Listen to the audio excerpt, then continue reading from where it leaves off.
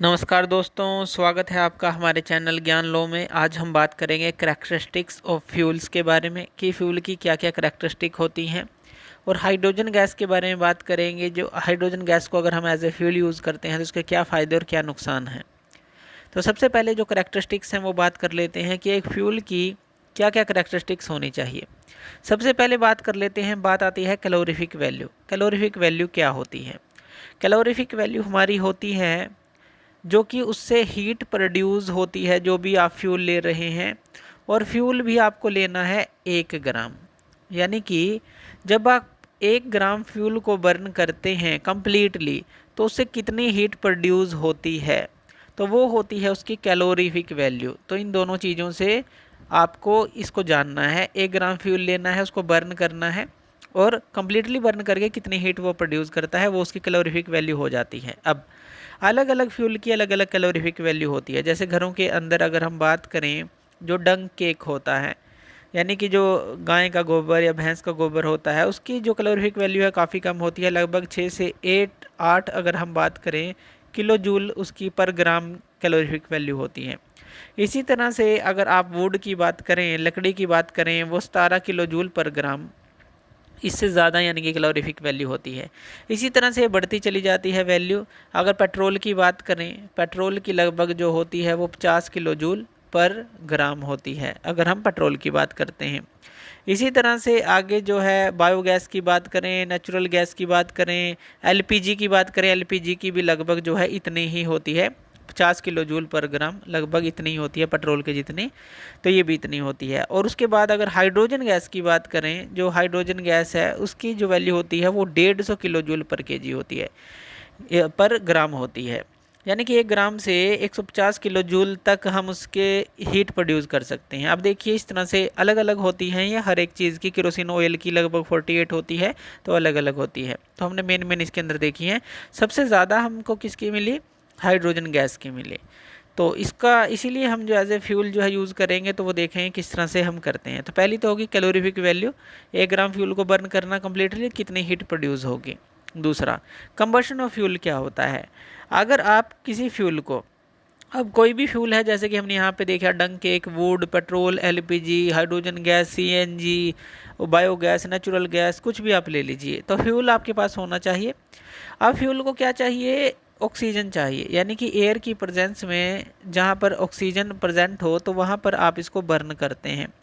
तो burning of fuel in presence of oxygen, उसको हम कंबशन बोलते हैं। तो वो क्या हो जाएगा? हमारा कंबशन, यानी कि बर्निंग ऑफ फ्यूल। अगर आप बर्न करें फ्यूल को इन प्रेजेंस ऑफ ऑक्सीजन, तो वो हो जाती है हमारा कंबशन, उसको बोलते हैं। अब कंबशन के लिए हमें 3 चीज़ें ज़रूरी चाहिए। 3 चीज़ें कौन कौन सी चाहिए? एक तो फ्यूल जिसे हमें बर्न करना है, एक ऑक्सीजन जिसकी प्रेजेंस में, जिसकी भी ना वो बर्न हो ही नहीं सकती, तो ऑक्सीजन हमें चाहिए, और तीसरा चाहिए हमें उसका फ्यूल का इग्निशन टेम्परेचर। इग्निशन टेम्परेचर क्या होता है?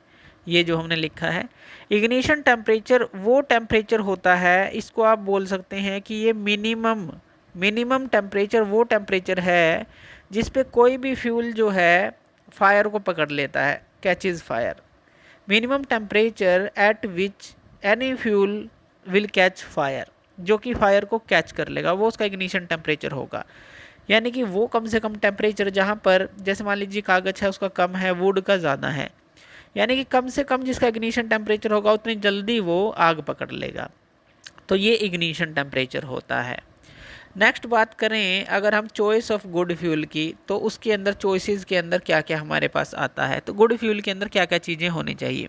सबसे पहले जो हमने बात की, तो इसकी जो कैलोरीफिक वैल्यू है वो ज़्यादा होनी चाहिए, ताकि ज़्यादा से ज़्यादा हीट जो है उससे हम प्रोड्यूस कर सकें। और इग्निशन टेम्परेचर भी उसका प्रॉपर होना चाहिए, ऐसा भी नहीं, कम भी नहीं और ज़्यादा भी नहीं। इसके अलावा इसके अंदर से जो हार्मफुल गैसेस हैं वो नहीं निकलनी चाहिए। जो हार्मफुल गैसेस हैं बर्निंग के बाद वो नहीं निकलनी चाहिए।